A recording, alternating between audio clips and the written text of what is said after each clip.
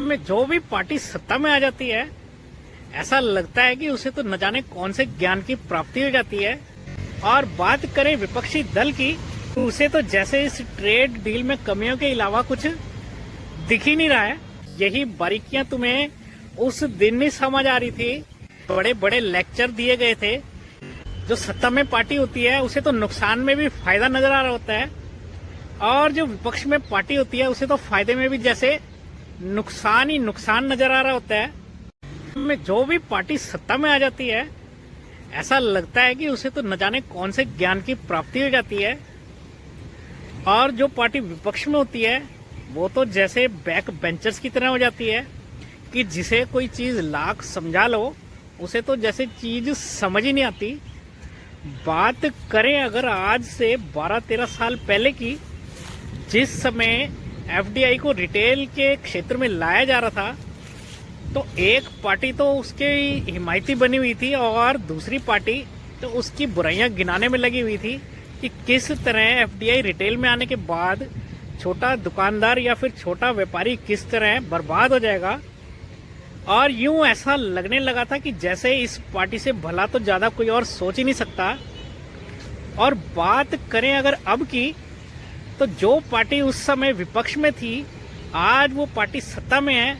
और साथ ही बात करें अगर ट्रेड डील की, तो आज उस पार्टी को ट्रेड डील में इतनी खासियतें नजर आ रही हैं। और बात करें विपक्षी दल की, तो उसे तो जैसे इस ट्रेड डील में कमियों के अलावा कुछ दिख ही नहीं रहा है।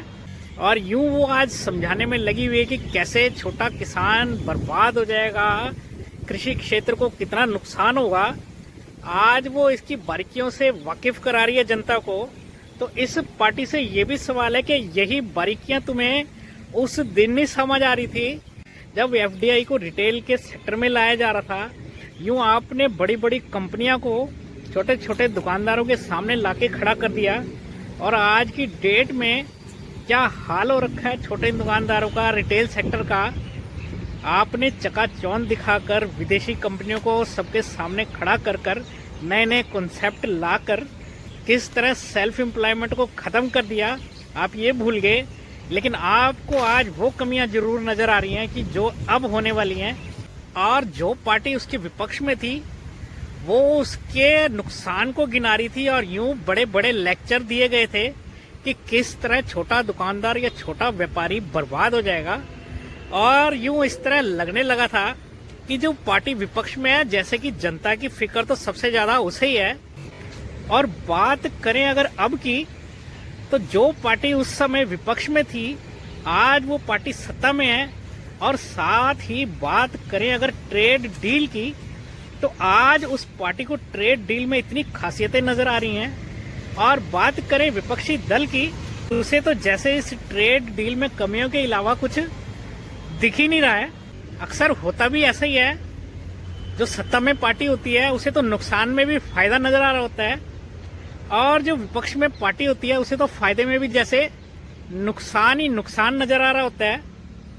और सवाल दोनों ही पार्टियों से है कि एक पार्टी जो इतने साल पहले एफडीआई का रिटेल सेक्टर में हिमायती बनी हुई थी, क्या वो ये जवाब दे सकती है कि आज उसके आने के बाद रिटेल सेक्टर कितना बर्बाद हुआ है या कितना आबाद हुआ है? क्योंकि सवाल दूसरी पार्टी से भी है, क्योंकि दूसरी पार्टी उस समय रिटेल में एफडीआई के आने के नुकसान गिना रही थी। तो क्या वो पार्टी आज ये गिना सकती है कि रिटेल में आखिर उसके कहे के अनुसार कितना नुकसान हुआ है? और बात करें अगर अब की, तो जिस तरह दो पार्टियां आपस में एक दूसरे को नीचा दिखाने में लगी हुई हैं, तो क्या समझा जाए कौन पार्टी जनता का भला चाहती है, कौन पार्टी जनता का नुकसान चाहती है? ये तो समझना बहुत मुश्किल है। लेकिन जब भी कोई नीति लागू होती है उसका फायदा किसे होता है ये तो पता नहीं, लेकिन यदि उसमें नुकसान की संभावना होती है और यदि किसी का नुकसान होता है तो वो तो सिर्फ और सिर्फ दुकानदार का ही होता है। खैर, नीतियां बनाना तो इन बड़ी बड़ी पार्टियों का ही काम है, लेकिन ये भी ध्यान दिया जाना चाहिए कि जो पहले नीतियां बनी हैं वो जनता के बीच जानने की कोशिश करी जाए, कोई काम कागजों में ही ना रहे। क्योंकि हकीकत में बहुत बार होता ऐसे है कि योजनाएं तो बहुत बड़ी बड़ी बना दी जाती हैं, लेकिन क्रियान्वित रूप से वो तो कहीं नजर नहीं आ रही होती।